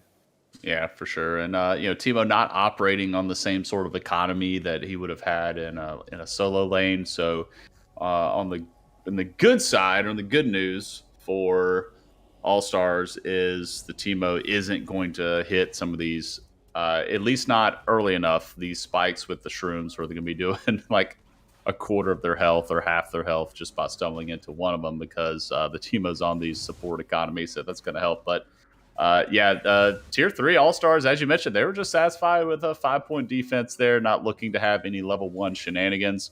Whereas tier 2 looked like they were expecting it, right? Maybe bringing in the Amumu with the Q and have that double chase with the Q charges. But Black Beetle 13 already fancying a trade in the top line. There's the first Q already connecting onto Coach Mustang. That was a blind Q into the brush from Sauron the Seer's Amumu. Not a lot of other trading going on beyond that. Lexi and Bulldog Mentor both hitting level 2. Of course, over time, I think Lexi's going to be fine in that matchup. Not being a manaless champion, going to be able to spam his abilities. The more Bulldog Mentor uses her abilities, the more she runs out of mana, of course. So Lexi's only has the one resource to really work with, and that is health. So being dropped there, as I mentioned, health dropping down to sub 200 HP. The Ignite did go down from Bulldog Mentor, nearly picking up the kill. Lexi did ding over to level 3, so that's going to keep him a little healthy. So now in a precarious spot, does have TP to get back to lane. Could possibly be calling Juicy J over to gank this lane. We'll see if Bulldog Mentor can get out. Meanwhile, yes, we are seeing a gank in the mid lane, as well as an engage in the bot side with the Q going through. Doesn't look like Juicy J was able to get anything out of Bulldog Mentor. She still has the flash available to her. So the Dyna's just going to go back to the jungle, continue to farm. All in all, now we're 3:15 into the game. Not a death. I don't remember how soon we had first blood. I remember it was in the mid lane. But we'll see if game 2 can match that, Chase. Do you remember? I don't remember what time it was. First blood happened when the first person died in the last game, like it normally does. That is true. You're a gold. You should know that by now. Jokes aside, we missed a donation somewhere, or correction, I missed a donation somewhere while we were yakking. We are now at the $606.20. So we got $50 somewhere in there from somebody. Yeah, Jay Deco, Loki Doki. Deco, yeah, Loki Doki came in with the donation. I didn't see it. I don't know where to find it, but I just saw the number up there at the top. So thank you so very much for getting us over that mark. We are on our way to our goal of 2 full scholarships and a lot of shenanigans. Yeah, we're way there. So don't stop now, as we do have an engage in the bot side. Sauron the Seer queuing in to get some damage down. An extra tower shot goes over to hit Big Bad Hand. It is not enough. He is chugging the potion. He's gonna survive. Coach Mustang takes an explosive charge onto the top of little Timo's head. Not going to be enough to kill the Timo. Black Beetle just standing still and trading here. And first blood going over to PCS device. There is enough damage there to kill the Olaf. And Juicy J walks away. That had to have been like 7 HP. Walking away from that fight with the Olaf surviving. Tier 3 All-Stars coming out swinging, saying, forget game 1. This is now a best of 1. We're going to take this game 2, and we won it. And I'm pretty sure Tier 3 took first blood faster this game than the Tier 2 did. So great job at getting that quick revenge after the first game and just continuing to push. We do see some, I know Mordekaiser is not a mana person, but, being stuck under his tower against Vex. But Vex is going to have to push real soon in order to get that back, to get some of that mana back that can sustain the pressure that she's putting on Mordekaiser. Yeah, and we're getting hit with the dreaded scoreboard bug again, where the CS doesn't update. I'm not really sure why the game does that, but here we are back. Annoying. We have accurate CS numbers now, and a 600 gold lead in favor of the Tier 3 All-Stars. Lexi doing a pretty decent job here in the mid lane as a melee Mordekaiser into the ranged Vex, able to keep CS relatively close. Again, only working with life as that resource, and Vex having to manage both life and mana. But Careless Wanderer and Star and the Seer already having some attention given to them early from Swoko's Lilia coming down into the bot lane. They're able to get out of that first gank attempt, burning the heal from Miss Fortune and the flash from the Amumu as well. Amumu queued in onto Big Bad Hand to try and root him under tower and then flash back out to safety. And Big Bad Hand barely surviving that. But now PCS Device wants some more Olaf action. Going to take a tower shot for as well. There's the ultimate going through. The Ragnarok comes through. Let's see who wins the standstill and auto attack. It looks like it's going to go towards Black Beetle. The next axe goes through, and that's going to be an axe to the head. And that's going to be take out PCS Device, and Black Beetle taking up his first kill of the game. As another fight here in the bot river, Juicy J dropping low. The Death Realm comes through. That's going to be Swoko trapped in it. Coach Mustang takes the kill onto the Diana. Lexi's going to pop out of the Death Realm, is going to drop Swoko, but is going to be finding Bulldog Mentor there. She doesn't want any of it. A double kill, meanwhile, over near the blue buff for Careless Wanderer. The Misfortune already up to a 200 KDA, a 150 gold bounty already on the Misfortune. Yeah, and I think the beauty of when Mordekaiser coming down into that fight is that taking the SWO out of the fight, even if they didn't, even if Mordekaiser didn't kill SWO, then he would have had to have back. He wouldn't have been able to be part of that dragon fight. So taking a jungler out of a neutral objective is a win, whether it's a death or not. But just thankfully, going to the Death Realm where they were, there wasn't much space for SWO to go, burn a flash early to get out of there, but just not strong enough yet, not fast enough to dance and prance around the strength that Mordekaiser brings on each hit. Absolutely. And we're going to see those team fights play probably pretty similar later on into the game, because the tier 2s don't really have a traditional frontliner, right? They do have the Olaf to be able to absorb some damage, but they don't have, kind of this big beefy member that wants to just stand in the front of the fight and try to soak up some damage and try to protect the ADC. They are all about mobility, as you mentioned in the pregame, and moving around the fights and trying to outplay, kind of with their hands. Whereas All-Stars have a very simple to execute comp. We see champions, we all dive in and press R at the same time. So there is the dash in. The ult for Juicy J does get flashed out by Bulldog Mentor. There's the R2 coming through for Bulldog Mentor. Juicy J burning down with the ignite from Bulldog Mentor, going to give the life. The second reset, actually, from Bulldog Mentor goes a little bit wide. So Lexi should survive this, going to be able to collect some of the CS and get some experience under tower. But all in all, a skirmish in favor of the Volunteers. And super smart play by Lexi there. Vex sent in her ult reset, and Lexi had to have known that they was just out of turret aggro, so avoided it by stepping towards the jungle, because had it hit, Vex would have come in and potentially been able to take him right there. But by missing that, knowing the range, he was able to just avoid Vex's ult and then back away to safety and kind of, like you say, get some minions and live to fight another fight in a few minutes once he returns to base. Absolutely. As Black Beetle roaming down towards the Rift Herald is going to be forced to flash the wall to get away from 3 collapsing members of the All-Stars. As we saw, right, after game 1, that was one of the things that we talked about. They weren't kind of grouping as a team around these neutral objectives, but we start to see them collapsing as 3 on the Drake. They're collapsing as 3 on this first Rift Herald, trying to chase away the members of Volunteers. So using the numbers advantage really well are the All-Stars, and really this is a completely different game than we saw in game 1. It's really, really exciting to see.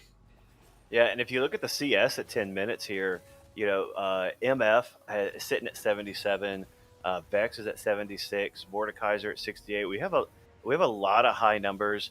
especially for the tiers or the expectation of the tier levels and the skill sets that we have. You can tell that there's been a lot of focus of that through the season to be able to get their items quicker and to be more effective earlier in the game. Yeah, for sure. And we do have an engage here on a Juicy J. The Vex ult goes a little bit wide, but Juicy J steps forward, knows has Lexi there, pops the ult, brings two of them in. Lexi does walk over, but does not use the Mordekaiser ult. Just knows we're going to save that ult for another time, knowing that even if they do get the kill, he's going to pop out versus 2 after that. So saves that ult for a better time. Unfortunately, Juicy J does drop. That is going to be the first Rift Herald going over to the side of the Volunteers. As a jump in from Big Bad Hand, flash away from Careless Wanderer. So that Misfortune is definitely going to be a target now. Misfortune being a low mobility champion, really relies on that flash for positioning. So PCS device, oh no, being collapsed on by a deer and a Viking. They're here for you, haunting your dreams. PCS device gonna tick down. The burn from the Lilia, the Dark Harvest comes through, and that's going to be the Thunderous Strikes dropping down onto the head of Ashe. Black Beetle going up now 3-1-0 with a 300 gold bounty in the top lane. You know, since you mentioned CS, if I may be so bold as to interrupt. Oh, of course. And CS was mentioned in the chat too. We should mention our tier 2 and tier 3 CS score leaders for the season. Careless Wanderer is on the field, has been out here, and 1,586 CS creep score for the entire first season, topping off tier 3. And then Coach Dubs hitting up that tier 2 with 1,574 creep score in the main season. So, gonna give some in-game content awards to our CS score leaders over there, so congratulations. That's a lot of creeps. That's disgusting. That's a lot of minions. Yeah, a lot of minions died at the hands of both Careless Wanderer and Coach Dubs. That's a good shot out there. Bulldog Mentor barely surviving the 2 tower shots. Sorry this here. There is the curse of the sad bullet time. Unfortunately, Careless Wanderer was taking some tower damage. Big Bad Hand walking forward. The heal for the speed boost, not enough, but now the sleep and the drowsy comes through. That is going to be not only a sad mummy, but a dead mummy. He is going back to the fountain for the next 15 seconds. Lilia is here, Teemo is here, and Tristana is here to take Drake number 2. This time going over to Volunteers. Yeah, and that is definitely an unsung praise that for support. So the fact that sometimes we do have to sacrifice ourselves so our ADC can get out. It looks like Olaf is going to be running down this Ashe up top, not being able to put out enough damage to kite and fall again to the Olaf. But I did have a question, just because, for me. But on the bot lane, I noticed that Teemo is throwing shrooms inside the bushes. Do the shrooms inside bushes give more damage, similar to like Maokai's E, if they come out and they kind of burn a couple of more ticks? Or is it just an annoying place to put it because you got to go in there to find them? Yeah, so they don't do more damage. Usually they'll put them there. I'm assuming she's putting them there because if you put them in the middle of the lane, the minions will trigger them. Mm-hmm. And so they don't sit there. So this is a way for the Teemo to get brush control in bot side. So they're not going to have the Amumu. One of the good things for support players to do, especially if it's like a hook support or they have a straight line skill shot, is they like to fire those skill shots from the brush so that they can't be seen like their character animation, casting the ability. So you want to achieve like brush control essentially so that you can have vision of them at all times. Well, drop in there prevents them from going in, and all of that. Black Beetle is just casually 1v2ing there on the top side. 2 1v1s back to back, but we're going to call it a 1v2 as Lexi and Bulldog Mentor kind of going back and forth. Lexi coming out on top now. This Mordekaiser, very, very scary. Still, at 104 CS. We take a look in the bot lane. The Misfortune, 118 CS. So this is going to be a very, very damage-heavy Misfortune. Going to be interested to see once these AoE abilities come through in team fights. Doesn't matter that tier 2 is up so much gold, they're likely not going to be building defense. So there's going to be a lot of damage being rained down from this misfortune. So All-Stars can definitely turn a team fight in a hurry. As another engage here in the mid lane, there is the Drowsy coming through onto the Diana. She's going to fall asleep. The ult is doesn't look like it's available. So there's the ult from Vex onto the Diana, going to get the kill there. Lexi does not have the ult available either. He's going to drop this time to Black Beetle. The Olaf now 7-1-0. That is a Triforce on the top laner for Triforce Tryhards. The Olaf. There is the ult from PCS Device. There's a bullet time. Going to end up dropping the Teemo.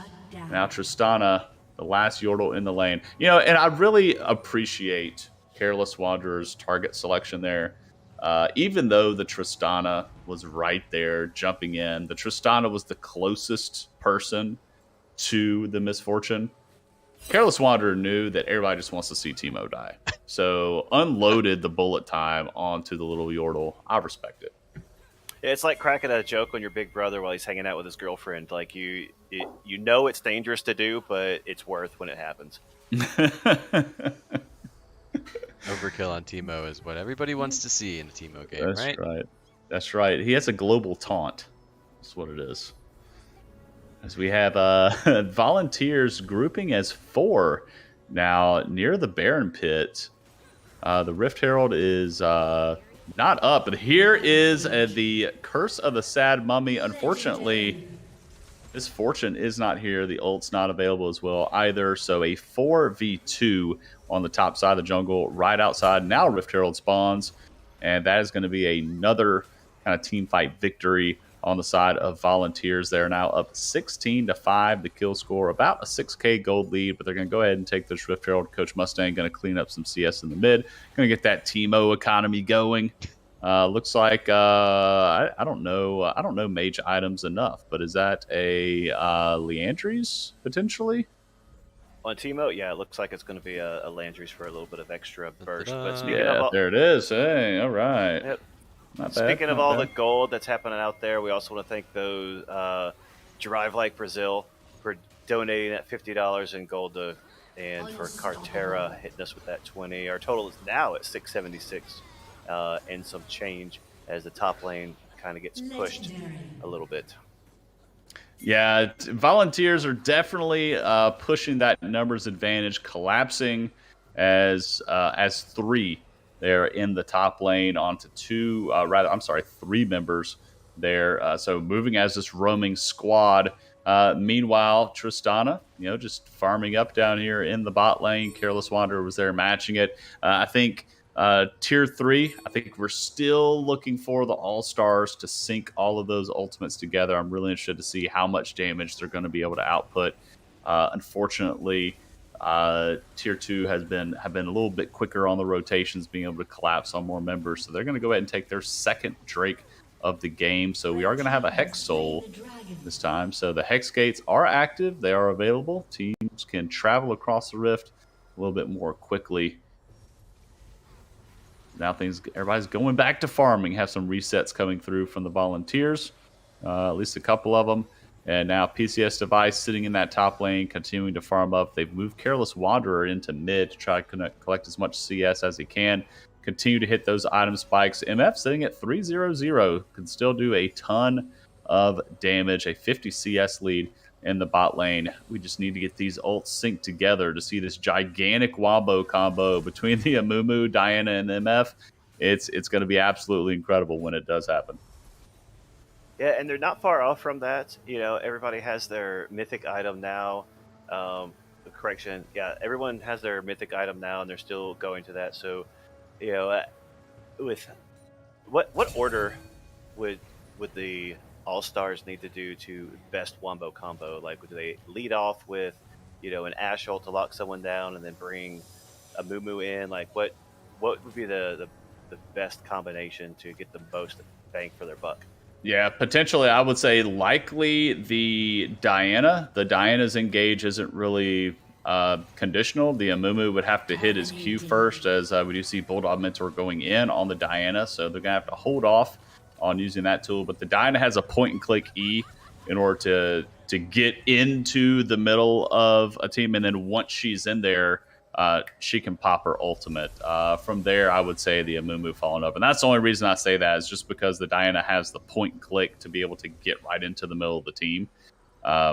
Whereas the Amumu would have to either has to hit the Q, and the Q's not that the Q is particularly difficult to hit, but people can sidestep it, they can flash it, all sorts of stuff. So I would say the Diana would probably be the most reliable, and then everybody else can kind of follow up after that. Yeah, I would think now also the Mordekaiser ult would definitely probably have to go on the Olaf, or the Vex. Which one do you think that he would have to focus in a team fight? Yeah, for sure. The Olaf will be able to ult out of it, so he definitely doesn't want to burn it on the Olaf, considering that. But there's the Curse of the Sad Mummy just onto the Teemo, unfortunately. So Teemo's going to turn that around, give that kill over to the Vex. Vex grabbing a double kill here. The ult is not available, so with the ult for the Vex coming up, they could potentially see a dive under this mid lane tier 2. But it is not going to happen. So yeah, I would say the Mordekaiser could potentially take out any of the team members that would be has high mobility. So possibly the Tristana or the Lilia would likely be best, just because they're difficult to kind of lock down. Well, if Mordekaiser takes it to the Death Realm, they have nowhere to go. So that's typically what I would advise in that. And we see tier 2 taking down level 2 tower at mid lane and just kind of retreating and letting the minions kind of do we're stacking up a little bit, wait for Vex to come down, potential 4v4 in the middle, while Tristana and Mordekaiser just fighting over first tower in bot lane at the moment. Yeah, the flash Q in from Swoko to do the spin around with the bow is going to put them to sleep, get 1 kill. That's going to be on PCS device. But so Ultimate still tracking those over for the All-Stars. The Curse of the Sad Mummy not available. Bullet Time is, and the Diana Ultimate is coming up. So Lexi in the bot lane, that's fine.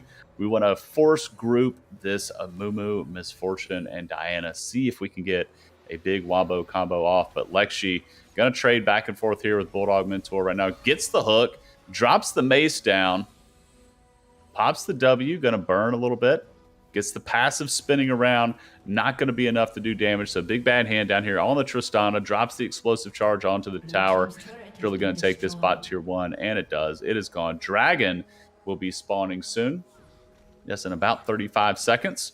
So we should see Soul Point for Volunteer 2 if they want that. But All-Stars will be looking to tie up that Dragon scoreline at 2-2. They may just decide to let this one go if they don't want a team fight just yet. But a Dragon neutral objective would be a great opportunity to force this big wombo combo from the All-Stars. Yeah, and Vex is just fast enough to where, even though Mordekaiser's pulling in and she took a tower shot, that she's able to outrun his little burn realm. Looks like we're going to have a big fight down here in bot lane. Oh, yeah, and there's another team fight. There's the Diana ult coming through, grabbing the Tristana. A double kill for the Diana, getting both the Tristana and the Teemo. But there's the Drowsy, there's the Sleep. There's the Bullet Time raining down, nearly taking out Swoko. He's prancing away with less than 100 HP.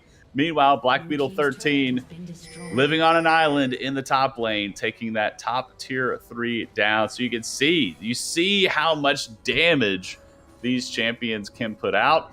It's just a matter of getting them all synced together. They can completely wipe out the Volunteers. Just unfortunately haven't found that opportunity just yet, but there's still time. The game's not over yet.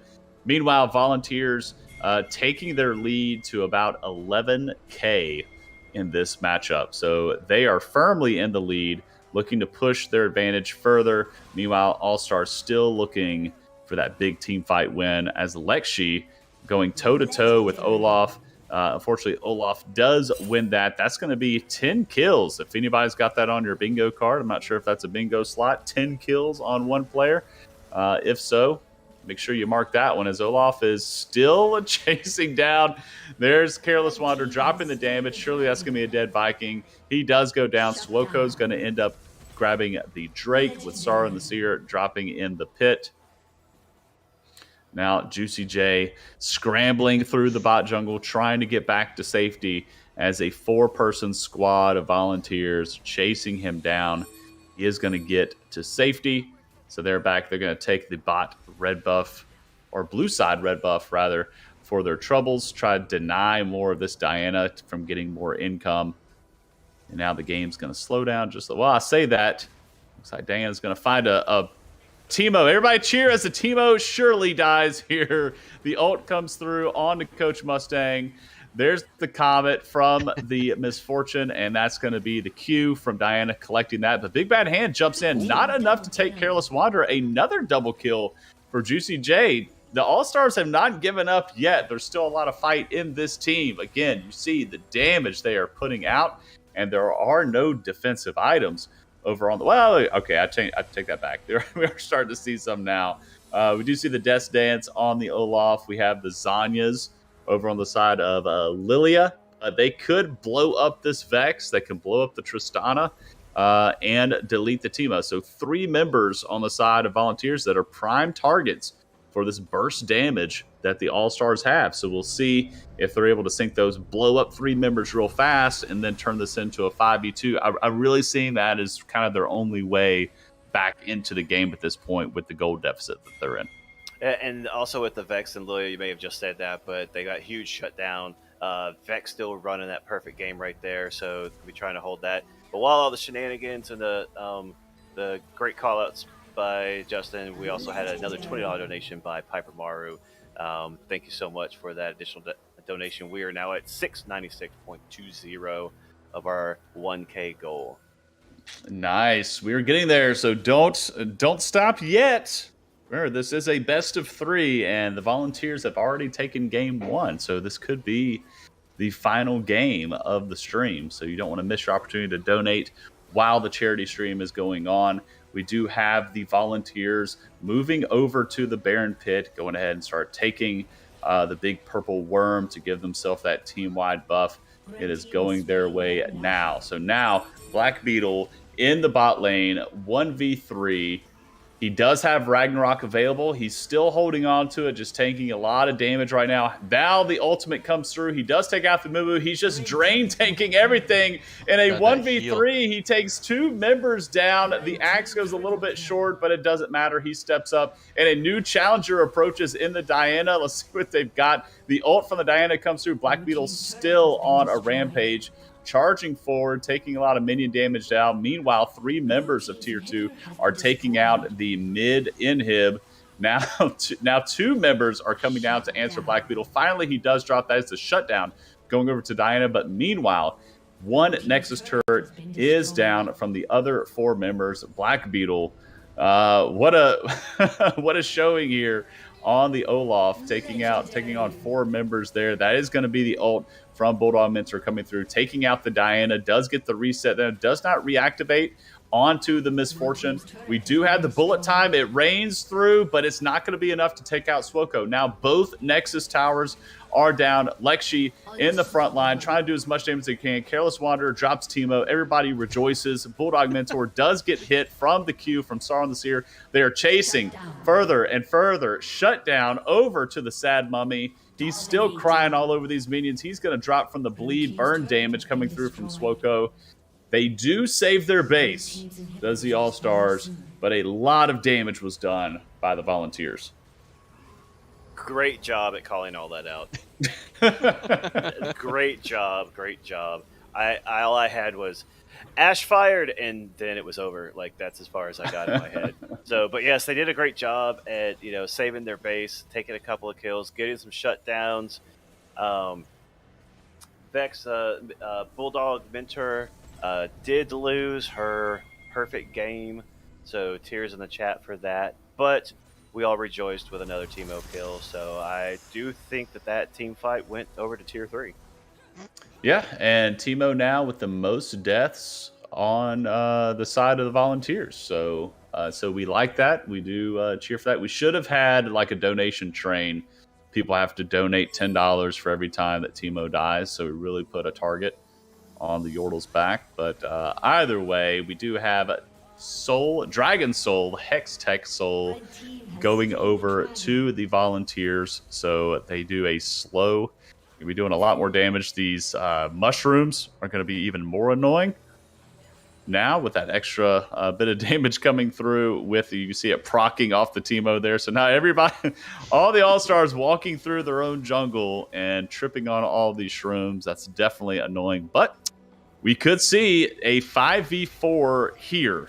This could be the defense if Amumu and Diana get back in time. Careless Wander does have the MFL, has to use it because the Nexus is going down. And unfortunately, they do end the game before the Amumu and Diana can get back in time. That's a solid game 2 victory with an 11K gold lead over for the side of the Volunteers.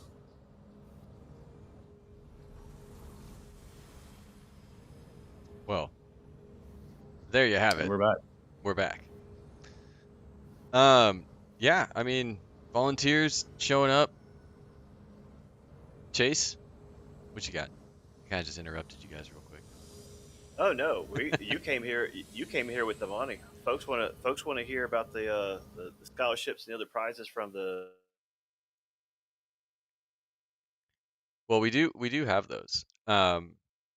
But yeah, I mean, post game, Volunteers coming in strong. Yeah, and so we would have loved a third game, but 2 games is better than 1, so we'll take that. But Justin, great job tonight on not only putting up with me, but putting up with me not wearing a shirt for a brief moment. And I'm going to say I was proud of that. I'm gonna have to go to the. I've got to go to the Pet Picks channel in the Discord now to bleach my eyes. After that, that's true. There's not a lot of fur there, but enough about me because I'm not important right now. Coop, hey, what's up? Great job at getting all this together, and another very, very successful season. Not only adding a third tier to this season and splitting it up, but having 3 seasons run. Also with our Rocket League, and just handing that over to Mr. Hernandez Teaches and kind of letting him run that. And just Coach Rivals is branching year after year after year, and we are definitely not. What I love about us is that we're not that crew where 80% of the people do 20% of the work. Like we spread ourselves out. Everybody kind of says, "Hey, I'm going to commit to this," and we find a way to commit to it. And I'm super proud of everybody that's back of the house, front of the camera, playing from home. I know we had reschedules, but the season wasn't longer because of it. It was still taken care of. And that speaks wonders to everybody involved, wanting to make this season as painless and as successful and fun as possible. Yeah, I mean, it definitely takes a lot of people. There's a ton of people in several committees that either from the beginning with trying to figure out the rules and format. So big shout out to the people that were working in, I don't know, December, January, and February trying to figure out what the hell's going to happen this summer. It starts early. Yeah. And then obviously, big shout out to Neshama's podcast, Rift Happens. Super helpful. Oh, and a big shout out to Swoko for dropping, was that 100? That $100 gratitude for Shyvana. So we are now up to $796. Being able to play Shyvana apparently is worth a lot. It is. So yeah, I mean, a lot of people. And maybe thanks obviously to every competitor who showed up and we had a few reschedules, but not a big deal. At the end of the day, finals was last week and it was super fun. We had 2 go to 3, 2 of the finals go to 3. Tons of fun, and it all basically ends up going to the cause that is the nonprofit that kind of grew out of Coach Rival. So there were some player fees, but that all went into some of the grants we're about to give out. We made some partnerships over the summer that's going to fund some grants, but ultimately, yeah, it's all just a big party over the summer because everyone here either was or is a coach and got to watch students play all year. And Matt basically designed Coach Rivals because coaches want to play too and learn while they're doing it. So, so that being said, big shout out, big thanks to a lot of people, but we do have money to give away because the whole purpose of this summer was to try and award some programs. So we've got a couple more grants going out. Right now, you do mention Rocket League. We did have a Rocket League season. Mr. H, the amazing Rocket League coordinator over there, and I would like to say, athlete, congratulations, Mr. Amazing Rocket League player, Supersonic Legend over there, and Cloud9 Training Grounds coach, and apparently Phenom at League of Legends too, because why not? You are being awarded the Rocket League grant, so program of your choice. I know you've been working with, I think, Patty's program. Patty, thank you for evening out the donations. I think she just made it clean. So thanks, appreciate that. And Here then comes the nickel. yeah, there's about to be some meme donations coming in. I can feel it. But we got a couple more. So we partnered with WeThink over the summer to help us put out some surveys. They're beta testing their platform for team surveys and kind of like working with your students to evaluate each other on various levels of what's considered soft skills, communication, and leadership and teamwork. And for that, they provided us a couple different types of grants. One of those was an actual grant, a $250 grant straight up, and then some mousepad grants. So 2 programs are going to get custom mousepads, 5 custom mousepads working with esports gear. Those mousepad grant winners are Pathfinder, Hey. Shoutcaster Extraordinaire Tier 1, and Nixus. Nixus, Hey. congratulations. Kind of Nixus Rocket League. Nixus is also into League of Legends. I think Nixus was a little on the fence about doing both leagues this year, so I'm super glad you decided to jump into it. And so you've got some mouse pads headed towards, well, you'll coordinate to get some custom mouse pads for your programs. And then our WeThink grant winner. So this is for those who uh, those who filled out a level of surveys to be considered in that winning Big Bad Hand. So Big Bad Hands program, Nice. congratulations. That's $250 headed towards your program of your choice. All of these grants, by the way, everybody, they're not going to people. They're going to be going straight to programs and schools. So we'll coordinate with your athletic director or principal to make sure it actually gets where it's supposed to go. And then that leaves us with a couple more things. So we pulled in some more stats thanks to Statman Nashama, and I think some help from Will Wynn and his I don't know what his wizardry and scripting. 100%. I don't know what he did, but apparently he has everything you could possibly want for data. But yeah, so we wanted to see at who's putting down wards and who's killing them. Specifically in tier 2 and tier 3. And I thought this number was bonkers. Tier 2, Loki Doki dropped 223 wards in the regular season. Support Phenom right there. I don't know. I mean, there's only 6 games. It's like, this is insane. And then Air Freets, Mr. Freets over there dropping 181 in tier 3. So, I mean, when you talk about Vision winning games, I mean, Vision is super important. And then Coach Mustang taking out 45 wards. So top ward killer, Coach Mustang in tier 2. And then Air Freets was like, I don't just put down wards. I also destroy wards. So he was the tier 3 ward destroyer as well as the ward placer. So we'll coordinate with you with some in-game something to honor your vision on the Rift. So that leaves us with, I've got my math correct, our final 2 grants.